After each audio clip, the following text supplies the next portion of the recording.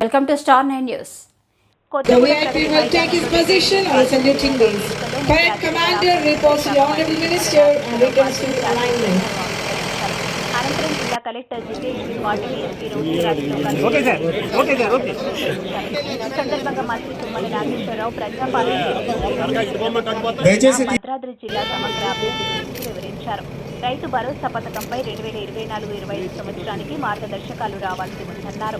పంట రుణమాఫీ పథకంలో భాగంగా జిల్లాలో మొత్తం 44,495 మంది రైతులకు 269 కోట్ల 22,20,000 రూపాయలుగా రైతు ఖాతాలు జమ చేసినట్టు తెలిపారు. గోదావరి జలాల సద్వినియోగంతో 2 పాయింట్లకు పుష్కలంగా సాగునీరు అందించేందుకు 13,057 కోట్లతో సీతారామయ్య పథకాన్ని చేపట్టినట్టు తెలిపారు. అనంతరం దేశభక్తిని చాటే సాంస్కృతిక కార్యక్రమాలు నిర్వహించారు. సోదరి మండలాలు 78వ స్వాతంత్ర దినోత్సవ వేడుకలకు చేసిన మీ అందరికీ నా హృదయపూర్వక శుభాకాంక్షలు. ఎందరో త్యాగదనుల త్యాగ ఫలమే మనం అనుభవిస్తున్న స్వేచ్ఛ స్వాతంత్ర జీవితం.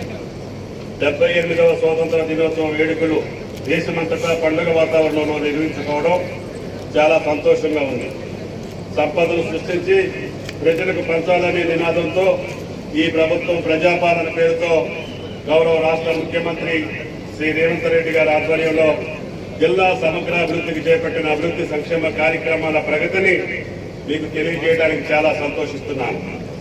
వ్యవసాయ శాఖ రైతాంగానికి ఆర్థికంగా అండగా నిలవాలన్నదే ఈ ప్రభుత్వ లక్ష్యం.